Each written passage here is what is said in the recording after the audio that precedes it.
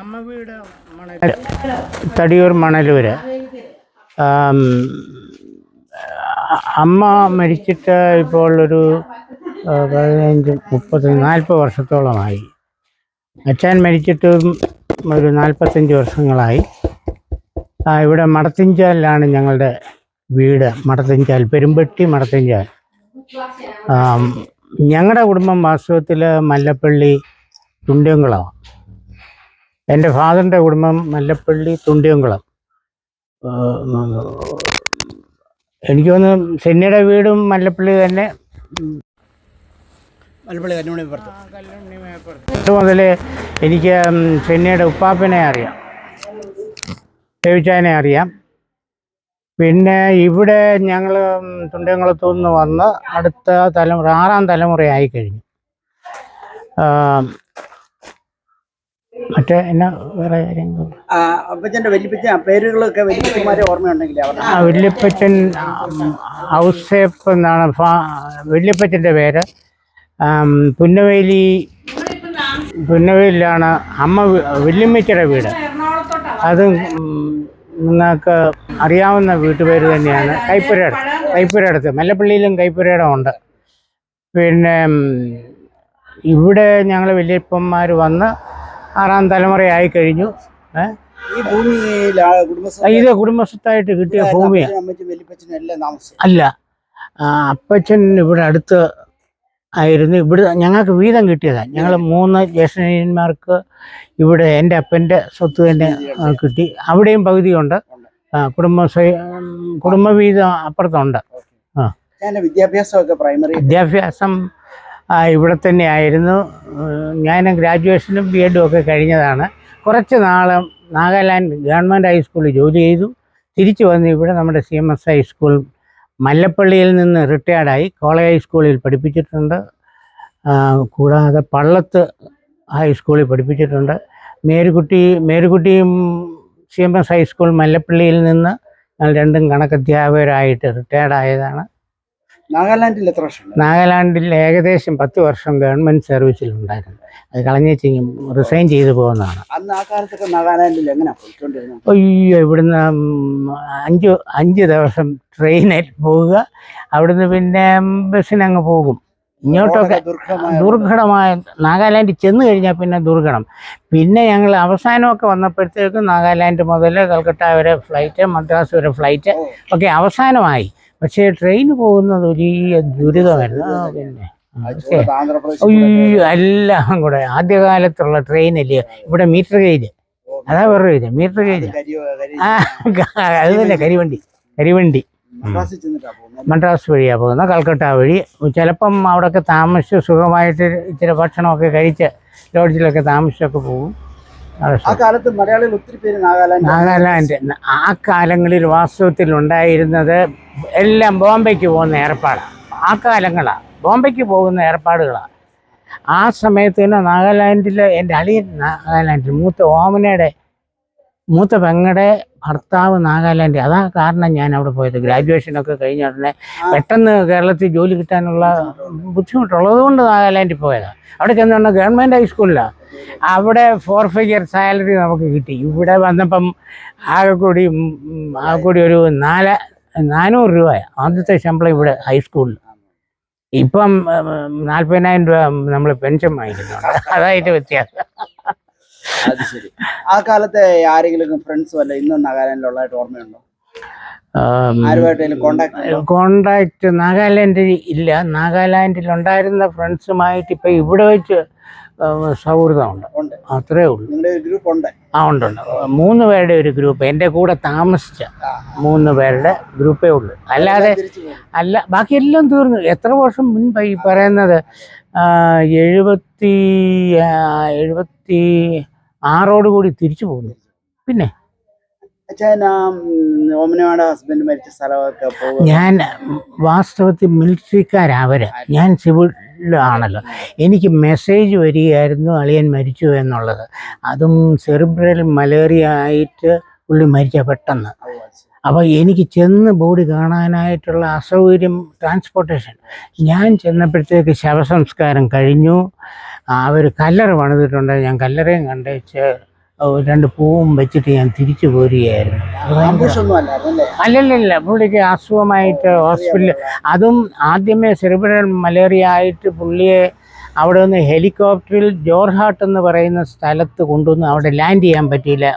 ഈ മഞ്ഞ് കാരണം തിരിച്ചു പോയി. പിന്നെ രണ്ടാമതും വന്നു, താമസിച്ചു പോയി. അതുകൊണ്ട് അല്ലെങ്കിൽ രക്ഷപ്പെട്ടു. ആ കാലഘട്ടത്തിലെ ഇവിടെ നാടുമായിട്ട് കമ്മ്യൂണിക്കേഷൻ ലെറ്റർ മാത്രം? അയ്യോ, ടെലഗ്രാം ഒന്നുമില്ല. ഇവിടുന്ന് ലെറ്റർ അയച്ചാൽ 2 ആഴ്ച കഴിയുമ്പോൾ അവിടെ കിട്ടും. ഫോൺ സൗകര്യം ഇല്ല. ഫോൺ സൗകര്യമൊക്കെ കോമൺ ആയത് ഇവിടെ 2000-ഓളം അടുത്ത 2000-ൽ. പിന്നെ ഞാനിപ്പോഴും ഒക്കെ ഉണ്ട്. 3 വർഷം ബുക്ക് ചെയ്ത ശേഷം ലാൻഡ് ലൈൻ കിട്ടിയത്. അത് 2000-ഓടെ അടുത്ത്. പിന്നെ നമുക്ക് ഈ മൊബൈൽ തന്നെ ഉണ്ടല്ലോ, ബുക്ക് ചെയ്തിട്ട് മൊബൈൽ സിം കിട്ടാനായിട്ട് തന്നെ 6 മാസം എടുത്തു. അയ്യോ, എന്തോ ഒരു ഇപ്പൊ ഓടിച്ചിട്ടില്ല.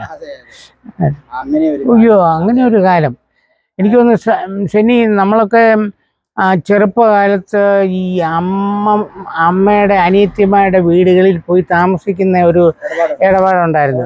ഞാൻ അവധിക്കാലത്ത് ചെങ്ങന്നൂര്, കൂത്തറപ്പള്ളി, ഇവിടെ കാവുങ്കൽ കുഞ്ഞിൻ്റെ അവിടെയും ഒരു ദിവസമൊക്കെ പോയി താമസിക്കും. അതിൽ കൂടുതൽ നിങ്ങളുടെ അവിടെ വന്ന് താമസിക്കും, കൂത്തറപ്പള്ളി വന്ന് താമസിക്കും. പിന്നെ അത് തന്നെയല്ല, അതൊരു പ്രത്യേകത. ആശാട്ടിയല്ലായിരുന്നു. അവധി ദിവസം നമ്മളെ കൊണ്ട് പറ്റുള്ളല്ലോ. അതൊക്കെ വലിയൊരു ഓർമ്മയാണ്. ആ കാലത്ത് കൂത്തറപ്പള്ളിക്ക് വരുന്നത് എങ്ങനെയാ? ഈ മലപ്പള്ളി വരെ ബസ് പിടിച്ച് അങ്ങനെ ബസ്സിനുള്ള വരവേ ഉള്ളൂ. ഞാൻ എന്നാലേ ആദ്യ കാലങ്ങളിൽ എനിക്കൊരു സൈക്കിൾ വാങ്ങാൻ സൗകര്യമുള്ളപ്പോൾ ഞാനൊരു ബൈക്ക് വാങ്ങും. 78 മുൻപ് ഒരു ബൈക്ക് വാങ്ങി. ആ ബൈക്ക് പോയിട്ട് ഒരു ബൈക്ക് വാങ്ങിക്കാൻ സൗകര്യം വന്നപ്പോൾ ഞാനൊരു കാറ് വാങ്ങി. 2000 കാറ് വാങ്ങി. ഇപ്പം 3-4 കാറ് മാറിക്കഴിഞ്ഞു. അല്ല, കാലത്തിന്റെ വ്യത്യാസമാണ്. അച്ഛൻ പല സ്കൂളുകളിൽ പഠിപ്പിച്ചു, പള്ളം, മല്ലപ്പള്ളി, പല ഏരിയയില്. പള്ളം, കോളേജ് സ്കൂൾ, കോട്ടയം, മല്ലപ്പള്ളി 3. പിന്നെ മേലുകാവ് ബൈഫർക്കേഷന് മുൻപ്. ബൈഫർക്കേഷൻ എന്ന് പറഞ്ഞാൽ ഇത് നമ്മുടെ മധ്യ കേരള, മറ്റേ ഈസ്റ്റ് കേരള. അതിനു മുമ്പ് മേലുകുട്ടിയും പഠിപ്പിച്ചത് ഞങ്ങൾ 2 പേരും. ഇതിൽ ഏറ്റവും ഇഷ്ടപ്പെട്ട സ്ഥലം ഏതാ? ബേസിക്കലി പഠിപ്പിക്കാനുമായിട്ടൊക്കെ എനിക്ക് അതിലും ഇഷ്ടപ്പെട്ട പള്ളമാണ്. അല്ല, നേരെ തിരിച്ചാ. പഠിപ്പിക്കാൻ ഏറ്റവും മെച്ചം കോളേജ് സ്കൂളാണ്. നല്ല പിൻഡർ ഓഫ് സൈലൻസ്, എല്ലാം ഓർഡറാണ്.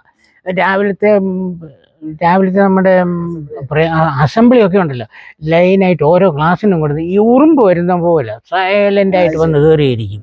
വാസ്തവത്തിൽ പഠിപ്പിക്കുകയൊക്കെ ആ രീതിയിൽ. പക്ഷെ പഠിപ്പിക്കാൻ ഞങ്ങൾക്ക് സുഖം പള്ളവാ.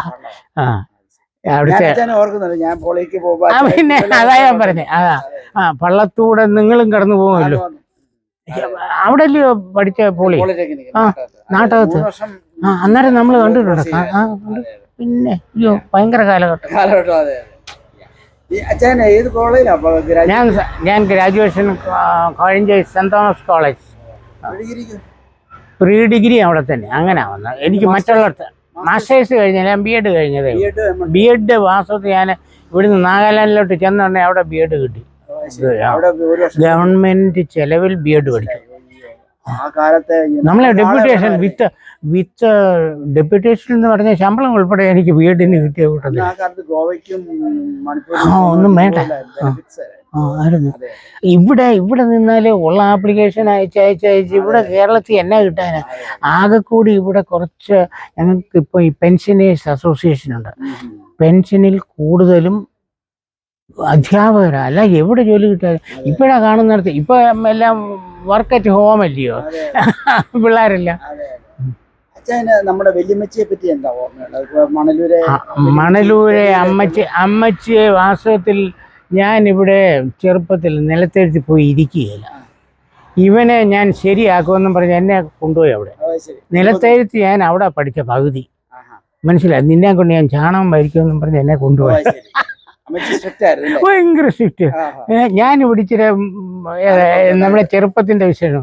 അതുകൊണ്ട് അവിടെ തുടങ്ങിയത്. അതിന് ശേഷം ഇവിടെ വന്ന് ഞാൻ LP UP ഹൈസ്കൂള് അതെല്ലാം പിന്നെ പഠിച്ചത്. അമ്മച്ചിയെ കുറിച്ച് എനിക്ക് നല്ല അപ്പച്ചൻ മരിച്ചു കിടക്കുന്ന ഓർമ്മയുണ്ട്. ഇല്ല, കഴിഞ്ഞിട്ടില്ല. പിന്നെ എനിക്ക് ആദ്യ കാലങ്ങളിലൊക്കെ നല്ല ഓർമ്മയുണ്ട്. അമ്മച്ചിയെ നല്ലപോലെ ഓർക്കാം. അമ്മച്ചി വേറെ കാര്യമാണ്, അവിടെ തടിയൂർ ചെന്ന് കഴിഞ്ഞ് ഇഷ്ടംപോലെ മാങ്ങ. അന്നത്തെ കാലത്ത് ഈ അമ്മച്ചി ഉണ്ടല്ലോ, ഈ കാന്താരി വെജിറ്റബിൾസ് മുഴുവൻ, വീട്ടിലെ വെജിറ്റബിൾസ് ചന്തയിൽ കൊണ്ടുപോയി വിൽക്കുകയാണ്. എല്ലാവരും അങ്ങനെ. ഏതാ വീട്ടുകാർ മുഴുവൻ ചന്തയിൽ കൊണ്ടുവന്ന് വിറ്റ് ഈ പറയുന്ന പോലെ ഉണക്കമീനും വാങ്ങിച്ചുകൊണ്ട് വീട്ടിൽ വരുന്ന കൂട്ടത്തില്. ഉണ്ണിച്ചായനെ പറ്റും വലിയച്ചായനെ പറ്റുള്ള എല്ലാം ഉണ്ണിച്ചായൻ വാസത്തിൽ ചെന്നാൽ അവിടുത്തെ അമ്മായി 2 മുട്ട പുഴുങ്ങി തരും. ചെല്ലുന്നവർക്ക് ഓർമ്മയുണ്ടോ? 2 മുട്ട പുഴുങ്ങി തരും. കാരണം അന്ന് കാലത്ത് വേറെ ഒന്നും ഇല്ലല്ലോ. അവരുടെ വീട് മാത്രമേ പോരാ, അടുക്കളക്ക് വേറെ കിട്ടും. കറക്റ്റാ. അതൊരു വലിയ സംഭവം. ഉണ്ണിച്ചായനെ നല്ല, പിന്നെ അതെല്ലാം തയ്യലും ഒക്കെ എനിക്ക് നല്ല ഓർമ്മയുണ്ട്. വെള്ളിച്ചായനെ കുറിച്ച് നല്ല ഓർമ്മ. വെള്ളിച്ചായൻ വാസ്തവത്തിൽ വലിയ കരുതലൊക്കെ ഉണ്ട്. അമ്മായി അതിലും ഭയങ്കര സാധനം നമ്മളെ സൂചിപ്പിച്ചു വിടുകയുള്ളൂ. വല്യമ്മായി നമ്മളെ സൂചിപ്പിച്ചു വിടുകയുള്ളൂ. ചായ പോലും നിവൃത്തിയുണ്ട് കിട്ടുകയില്ല. എന്നാൽ പൊടിച്ചായൻ്റെ അവിടെ ചെന്നാൽ അമ്മായി റാഷാണേലും ഉണ്ടല്ലോ. 2ാമത്തെ അമ്മായി, എനിക്ക് ആദ്യത്തെ അമ്മായിയെ നല്ല ഓർമ്മയാണ്. എനിക്കൊന്നും കാണുകയില്ല. 2ാമത്തെ അമ്മായി ടീച്ചറായിട്ടുണ്ട്. പുള്ളിക്കാരത്ത് ചെല്ലുന്നുണ്ടെങ്കിൽ ഇച്ചിരി ചൂടാകും. പക്ഷെ നമ്മളെ അവിടുന്ന് കഴിപ്പിച്ച് വേണമെങ്കിൽ 2 ദിവസം താമസിപ്പിച്ചേ പോകും. എനിക്ക് അമ്മായിയെ കുറിച്ച് ഭയങ്കര നല്ല സ്നേഹം. പൊടിച്ചാൻ അവസാനം ഒരു വലിയ പ്രയാസമായിട്ട് പെട്ടെന്ന് അസുഖത്തിലേക്ക് പുള്ളി അറിയാതെ തന്നെ വീണു. ഞാൻ വീണ് കഴിഞ്ഞിട്ടുള്ള സമയമായിരുന്നു. ഞാൻ കറിച്ചാലില് ആരോ പറഞ്ഞു പൊടിച്ചാൻ കറിച്ചാലുണ്ടെന്ന്. ഹോസ്പിറ്റലിൽ അഡ്മിറ്റ് ആണ്. അമേഴ്സിലെ. എനിക്ക് പക്ഷെ ഫസ്റ്റ് ഫ്ലോർ ഓർമ്മയുണ്ടോ? എനിക്ക് ഫസ്റ്റ് ഫ്ലോറിൽ കയറാൻ വയ്യ.